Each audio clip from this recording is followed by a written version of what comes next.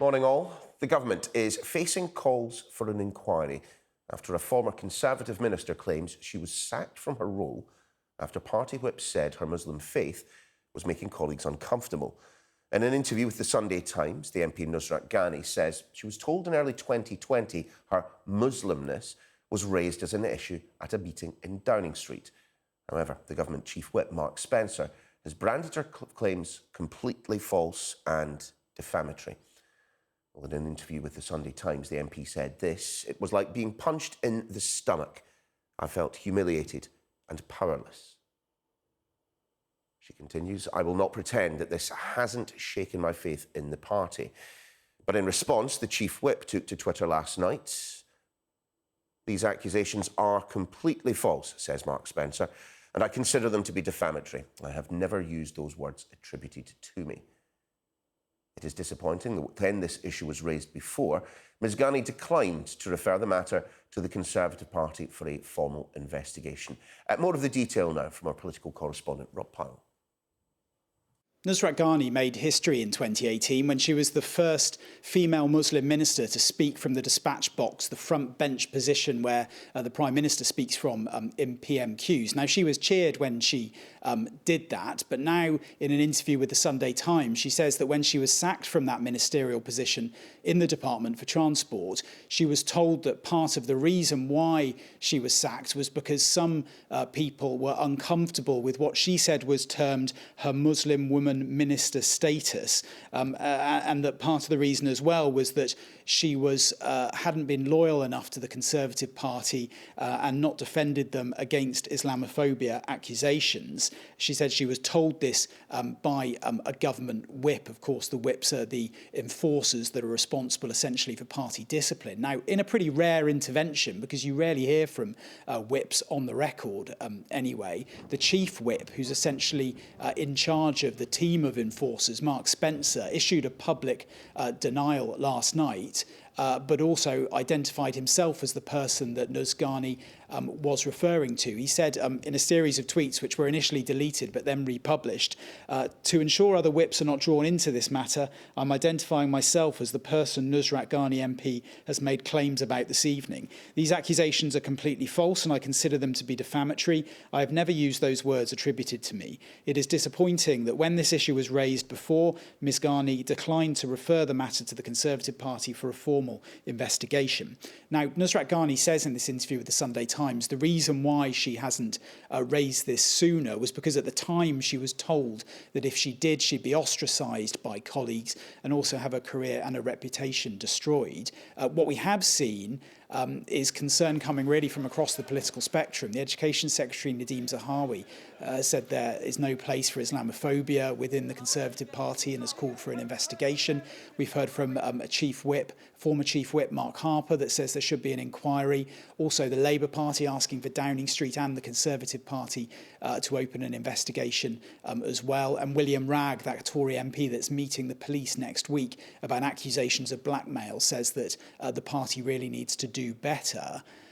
So very, very serious accusations landing at the government's door amid the real swirling drama of the Partygate scandal and the Sue Gray report, which we now understand will probably not be published tomorrow and will come slightly later in the week. So a difficult week for Boris Johnson on many fronts. Clearly, another bruising week for Boris Johnson. He has, thus far, managed to avoid that vote of no confidence, but the findings of Sue Gray's investigation into Downing Street parties, well, that's just round the corner. Well, let's get a little more now on the mounting pressure the PM finds himself under. We're joined now by former Downing Street advisor Mo Hussein. Mo, great to see you this morning. Morning. I wonder if we might start with those latest allegations, and I don't think there's any need for us to speak in any kind of depth about them, given that the Chief Whip has denied them. But just speaking in general terms, how bruising, how rough can the whipping process be?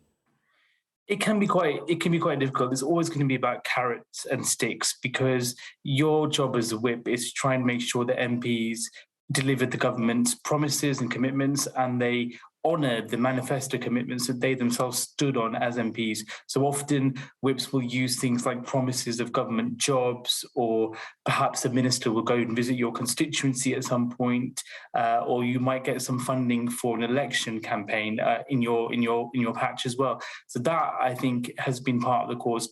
These allegations that we're hearing are much more serious, and I think do warrant investigation, because whips should not be promising things like taxpayers' funds for things in various parts of the country or not. That's for the government to do, not for the whips, and that has to go through due process.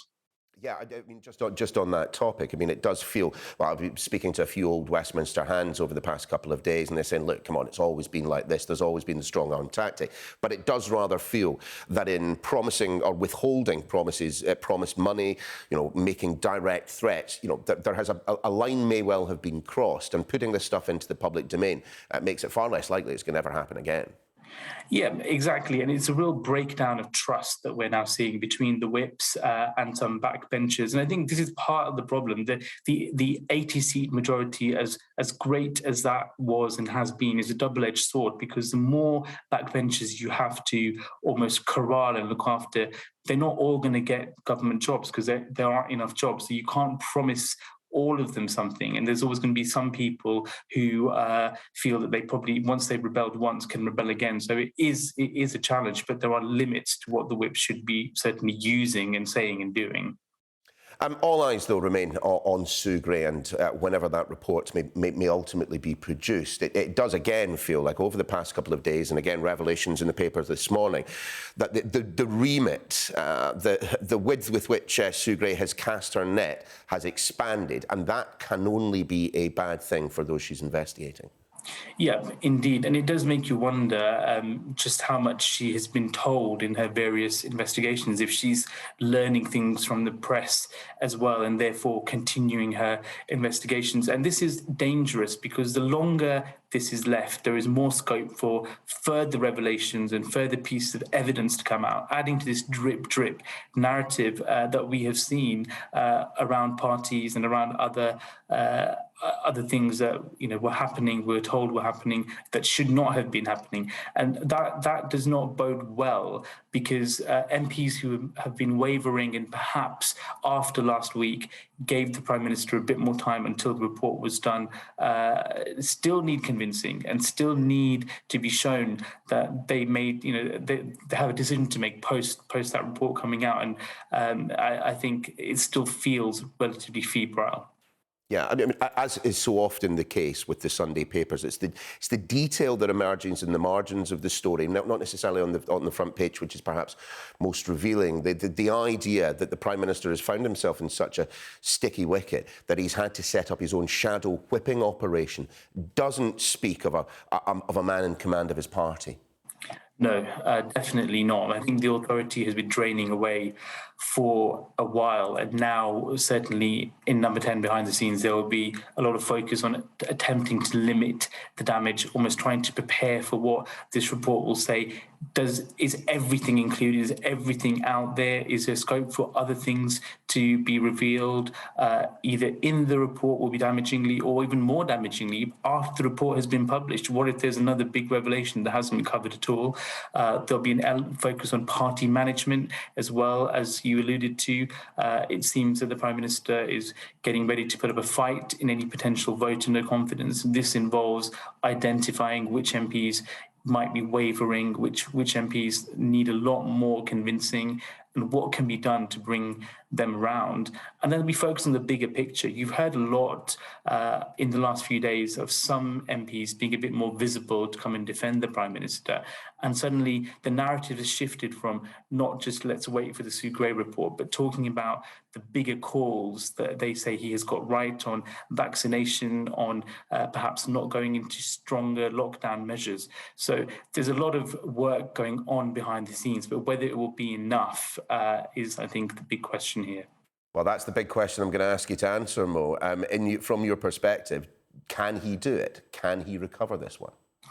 I'm not sure that he can, because I think a lot of the damage has already been done in terms of trust and authority eroding. MPs will still be getting a lot of heat from their constituents in terms of different rules for different people. And it seems clear that this report, which is now extremely kind of famous and looked forward to, the fact that it's taking so long, it does feel that there is much more there and there's much more to go through, and that may well be revealed, which will add further to the damage. And then if you look at things like local elections coming up in May, other challenges that the country and the government is facing, I think a lot of these issues will be on the minds of MPs. And it seems to me that the threshold, at least, for a vote of no confidence will be reached, not maybe imminently, but quite soon. Well, we will soon see. Mo Hussein, great to have you on the programme this morning. Really appreciate your time. Thank you. Now, Britain has accused Russia of plotting to install a pro-Kremlin government in Kiev as Moscow weighs up a further invasion of Ukraine. In an unusual move based on classified intelligence, the Foreign Office alleges that a former Ukrainian MP is being considered as a potential candidate for leader in what would be a significant escalation of the crisis. Our Defence and Security editor, Deborah Haynes, reports. It's not just Russia's overt military build-up around Ukraine that's got Western allies worried. They suspect covert action as well. The UK accusing Russia of plotting to install a pro-Kremlin leader to head the government here in Kiev. The Foreign Office claimed this former Ukrainian MP, Yevhen Murayev, is being considered as a potential candidate. His Facebook page seemingly making light of the allegation. In a rare release of classified information, the UK also alleged other former Ukrainian politicians are in contact with Russian spies involved in planning for an attack on Ukraine. The Foreign Secretary Liz Truss said, "The information being released today shines a light on the extent of Russian activity designed to subvert Ukraine and is an insight into Kremlin thinking. Russia must de-escalate, end its campaigns of aggression and disinformation, and pursue a path of diplomacy. As the UK and our partners have said repeatedly, any Russian military incursion into Ukraine would be a massive strategic mistake with severe costs." Britain's spy agencies are better known for keeping secrets than making a splash. But at a time when information is being used as a tool by either side to attack the other, it's perhaps not surprising the UK has effectively gone on the offensive. I think it's a very unusual thing for the Foreign Office to do, and no doubt it's based on intelligence gathering at the highest level. But I think it's a useful thing to do, because what it demonstrates to Russia very clearly is that we know their intent. We are in no doubt at all as to what they're trying to achieve, and that we will expose them at every turn. And I think that's a very useful lesson for Russia to know. The Kremlin denied the British allegations, accusing the UK of peddling fake news. But this crisis is real, and the stakes are high. So high that the head of Germany's navy, pictured here in Delhi, chose to resign this weekend over comments he made about President Putin and Crimea that contradicted his NATO allies. It is easy to even give him the respect he really demands and probably also deserves. Russia is an old country. Russia is an important country. The Crimea Peninsula is gone. They'll never come back. This is it. This is a fact. On the ground, new shipments of US weapons to bolster Ukraine's defences are evidence that weeks of diplomacy have done little to diffuse tensions. Neither side letting up on the pressure. Deborah Haynes, Sky News. Police in Thailand are questioning a local man after a British tourist was killed and another injured in a knife attack. The incident took place in the early hours of Saturday in a town just west of Bangkok. Sky's Southeast Asia correspondent Siobhan Robbins sent this update. We've spoken to police in Kanchanaburi who are carrying out this investigation. They've told us that a 49-year-old British man has died and a 55-year-old British man is in hospital following this attack. They said they believe it happened around 2:45 in the morning on Saturday morning outside a house which is thought to belong to the victim's girlfriend. Now, they have told us that they have arrested and are questioning a man in his 20s, a local man. He's also being offered psychiatric support, and you can see from pictures of the scene that a sickle-shaped knife was found at the scene. Now, the 55-year-old Briton who has survived is said to have had an operation on injuries to his head and his collarbone area. Police have told us he's now in a stable condition, and they've said that they are investigating lines of inquiry, with witnesses saying they heard a lot of noise coming from the house, potentially loud music. So they're investigating allegations that perhaps the man that they're questioning went to the house in response to the music in the middle of the night. Those investigations are continuing. We are expecting an update from the police at some point this afternoon, but the Foreign Office has said that they are supporting Thai police in this, and they've issued a statement saying we're in contact with Royal Thai Police following the death of one British man and the hospitalisation of another in Thailand, and are ready to provide consular support. Siobhan Robbins there. Now let's head to Tonga, where the island's residents are continuing to grapple with the aftermath of a powerful tsunami that caused widespread destruction. Sky's Greg Milam has been hearing from the aid workers determined to help the community recover. Well, the pace of that aid getting into Tonga is continuing to ramp up. There were 3 flights from Australia that landed on Saturday, more supplies arriving from New Zealand and Japan, and of course that Royal Navy warship due to join the effort in the next few days as well. The clean-up operation on the ground is said to be going pretty smoothly. The communications are finally slowly being re-established. The big concern is the supply of clean drinking water, and that is a real focus for the teams that are there. We've managed to get some insight from the Red Cross team that's been working on the ground in Tonga for a week now, helping and supporting and getting supplies to people in need. They've been part of that clean-up operation as well, and what they say is that the hardest hit have been the people who were living on the most remote islands, who were forced to leave because most of the buildings were destroyed, and have left what have been homes for generations to be in shelters on the main island. And that, for everyone, they say, has taken a huge emotional toll. Talking with the families, the stories that have been shared with me, like they witnessed, they saw the waves, like instead of running, they want to witness first what's coming out from the sea, and then they start running. And then after what happened, they came back to their house, and then the house will been washed away. I think for these families, what they witnessed, they will never forget. And same, even for myself, what they shared with me, it really stuck in my mind. And then I wish somehow that what Red Cross will do will help them, will support them. Well, the Red Cross team do say that their supplies are running low in Tonga. The UN has said that there simply aren't enough supplies on the ground, so those aid shipments are really essential, and the pace of those really needs to increase. They say that people are overwhelmed in Tonga by what they've been through in the last week, but everyone says they're seeing a spirit there, a real desire from the people of Tonga to rebuild, even in the depths of what they've been through in the last week. Some of the morning's other news now, and Hong Kong's leader Carrie Lam has warned that COVID-19 infections could be growing exponentially in a congested area of the city due to an outbreak in pet hamsters. Earlier this week, authorities ordered a hamster cull following the outbreak. Ms Lam's urged Hong Kongers to avoid gatherings ahead of next week's Lunar New Year as the region copes with the spread of the Omicron variant. Let's turn our attention to skiing, because one British skier has made just a little slice of history. Dave Riding has become the first British competitor ever to win a gold medal at the prestigious Alpine World Cup in Austria after winning the men's slalom event. The 35-year-old is now also the oldest winner of a men's World Cup slalom. My first podium was here.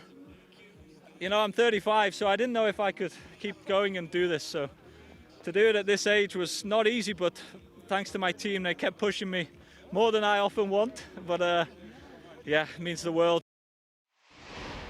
And all this as bookings for ski holidays are on the rise. Let's speak now to Steve Ricketts, Managing Director at the British Alpine Ski School. He joins us live from the French Alps. Great to see you. I can just about see you. I think the sun's not quite risen there just yet. Good to have you on the programme this morning.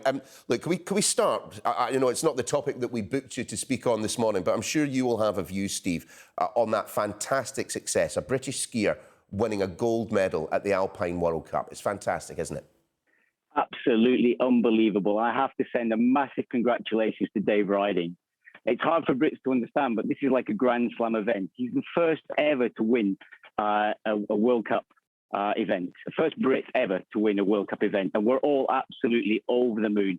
And just before the Olympics. So come on, Dave, give us something to watch at those Olympics for the first time.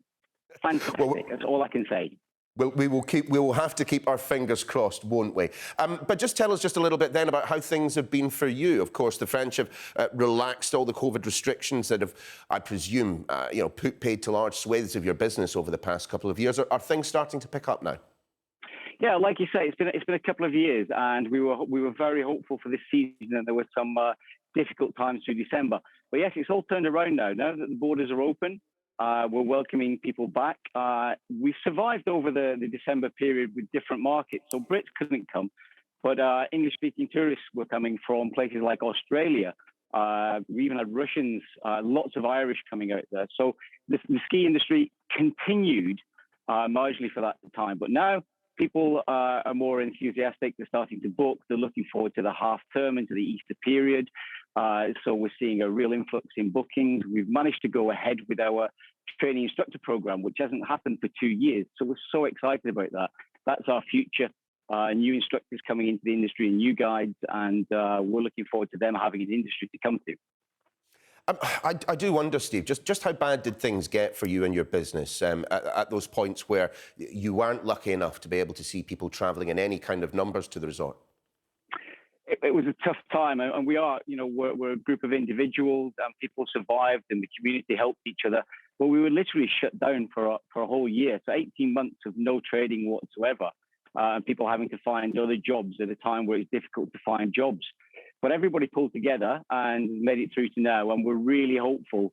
We've been thrown a lifeline for this year, and hopefully, because we're on the downward slide of the COVID peak, we're hoping that it will continue until sort of mid-April, end of April, and allow us to catch up on some of that trade and survive till next year. Well, we keep our fingers crossed that that is certainly the case. I do want to ask, though, of course, not every restriction has been removed. There is still a requirement to show a negative test, to show that the vaccination is up to date. Has that deterred some of your potential client base? It hasn't, because for the vaccinated, it's not that difficult. You've got to show a negative test. But if you're fully vaccinated, you're welcome into the country. And that does need to be a booster vaccination if it's 6 months since your last vaccine. The one difficulty we have had is 12 to 17-year-old children, is that in the UK, not many of those were double vaccinated, and they were expected to be double vaccinated to come to France and participate in the same way. So we've got around that. Children are having children are testing the 12 to 15 years old, and they don't have double vaccination. Children have been testing every 24 hours, and that's been allowing them to use the ski slopes and the restaurants and the facilities in resort. Well, Steve, wishing you all the very best for the remainder of the season. That's Steve Ricketts speaking to us from a beautiful, beautiful part of the French Alps. Thanks for joining us. Thank you, Neil. Have a great day. You too. With us once again to review the papers, the broadcasters Thomas Copeland and Afia Adam. Guys, lovely to see you again. Thomas, to you first. At the Sunday Telegraph, a story that I think it has been resonating certainly over the past couple of days, that this vaccine deadline for NHS staff might just be pushed back. That's right. There's some plans within Number 10 that that vaccine deadline might be extended for 6 months, put on the shelf. It's just 2 weeks until the NHS is due to start sacking staff who haven't been jabbed, haven't had their 2 jabs. That policy might now go by the wayside as Boris Johnson tries to throw some policy concessions to his backbench MPs. As things stand, all NHS staff have to have both jabs by April the 1st. But at the moment, up to 80,000 NHS staff, that's around 6% of the total workforce, haven't met those conditions. So at the moment, there's some plans. It's a complicated way of doing it, I suppose. But the suggestion is that they might actually increase the number of jabs. So you need to get your first, second and booster jab, and then put it 6 months down the line. And then that might just be enough for Tory MPs, backbench MPs, to believe. And the hope is that then by 6 months down the line, as the pandemic starts to ease, that actually, the idea might disappear entirely and might not be needed at all. So the question, I suppose, for the government's got to think through is, what's the value of throwing that policy concession? What's the value of seeing through this deadline as well? The overall number of people vaccinated in the population is about 84-85%. With in the NHS, then that goes all the way up to 94%. So you've got a higher, and the NHS is a really large proportion. It's a huge workforce, a massive organisation, so fairly representative of the work of the overall population. If you actually see through this deadline and start sacking staff, will a number of them, will those percentages decrease? Will a number of them then get the jab? Question is, I don't know. The overall point, though, these are decisions that need to be taken with ethical and scientific reasoning, not just to throw a policy concession to backbench MPs in order to shore up Boris Johnson's leadership. Afia, a change of pace here. I think it's fair to say that neither the Sunday Express nor its readership are known for their Republican tendencies. On that basis, a poll carried in that paper showing 72% want Prince Andrew stripped of his dukedom. I mean, that will be worrying for those at Buck House. Yes, I think it will. It shows that, the tide is turning against Prince Andrew. Now, we know he's already been stripped of his use of His Royal Highness and all of his military titles, in fact, by the Queen. And that's over the civil lawsuit that he faces in the US over allegations of sexual assault, and those have been made by Virginia Giuffre. He has denied all these allegations and will continue to deny them when that comes to trial, we think in the autumn. But yes, public opinion does seem to be turning against him. Around 3/4 of people in this poll thought that he should be stripped of the use of the Duke of York. And also lots of people thought that he should also lose his place in line to the throne. So he's 9th in line to the throne at the moment. And 76% of people thought that he should lose this place in line to the throne. So like I said, public opinion turning against Prince Andrew as he faces that civil lawsuit in the US of allegations of sexual assault made against him by Virginia Giuffre. And that could be very, very damaging if you have public details, made public of what happened between the two of them in court. And of course, we must say that he denies all the allegations. Thomas, let's talk tax rises. And of course, that national insurance hike that Rishi Sunak announced quite some time ago of 1.25 percentage points from April. I don't know about you, but to me, it's always looked like it was hanging on something of a sugary peg. Certainly, blue Tories are calling on, blue-collar Tories are calling on Rishi Sunak to think again. That's right. It's reported here in The Sun. It's also on the front page of the Daily Telegraph as well. Robert Jenrick, former housing minister, a fairly significant intervention saying he's against this proposed rise. It's one of the most popular demands at the moment by backbench Tory MPs, trying to squeeze something out of the government at a time when the leadership is in dire straits. It's a 1.25% rise. It's meant to come in around April, and for 3 years that's ring-fenced, and that's meant to be the health and social care levy. The problem is it's kicking in April, I think April 1st, in and around the time when you've also got huge rises in energy and council tax bills. National insurance just by itself for a worker on 30 grand a year is meant to take a £255 or so hit. So you're moving in a position where you've got a very unpopular prime minister during a cost of living crisis. So it's no wonder that the government is considering giving in on this. I suppose the problem is, off the back of a pandemic and the social and healthcare service that's already in a very difficult position, it needs to be paid for somehow. So a great many Tory MPs certainly are against an increase in national insurance contributions. But if it's not that, what else is it going to be? Is it going to be asking older and wealthier folks, maybe with houses, to pay more through wealth tax, capital, assets? It's likely that those are even less popular decisions. But again, these are decisions that need to be approached rationally rather than just, as a piece of red meat to throw to the backbench Tory MPs. Afia, let's stick with the cost of living crisis. On the front of the Sunday People, Jack Monroe, someone I interviewed actually many, many years ago and found them to be incredibly impressive. Their experience, of course, of what it is like to live on the breadline, to literally be counting the pennies every week before you go to the shop. Well, they know lots about that. Oh yes, Jack Monroe does know lots about that. They were in the Sunday People 10 years ago, talking about how they lived on £10 a week with their son, and managed to feed themselves. And they talked about how they would miss meals actually, and still on that £10 a week, just managing to feed their son. And so they revisited that same shopping basket that they bought all the stuff for £10. Now today it's costing £17.11. And Jack Monroe's point is about the cost of living is rising and the real impact of that. We talk about inflation in sort of abstract terms, but they really broke it down in a thread on Twitter this week where they were talking about what it really means when the cost of living goes up. They said they've had people contacting them, pensioners, and saying that they put a mouthful of toothpaste in their mouth before they go to bed so they feel full, that this pensioner was just drinking pints and pints of water to keep full. And this thread that I actually read on Twitter was really fascinating because it breaks it down into real terms of how much more expensive everything is. So they've said that the cheapest pasta in a local supermarket was 29p for 500 grams. That's 10 years ago. Now it's 70p for 500 grams. Cheapest rice was 45p for a kilogram. Now that's £1 for 500 grams. That's a 344% increase. Curry sauce was 30p. Now it's 89p, 196% increase. So as we talk about energy bills going up, losing the universal credit uplift, it really breaks it down in real terms, just how much more expensive things are. And the basket I thought was most shocking. What was £10 worth of a basket 10 years ago is now £17.11. It is incredible. It is incredible. Thomas, to finish us off this hour, you often wonder which came first, the story or the headline. On this one, I think it was probably the headline, which is con fishing. Tell us about the story quickly.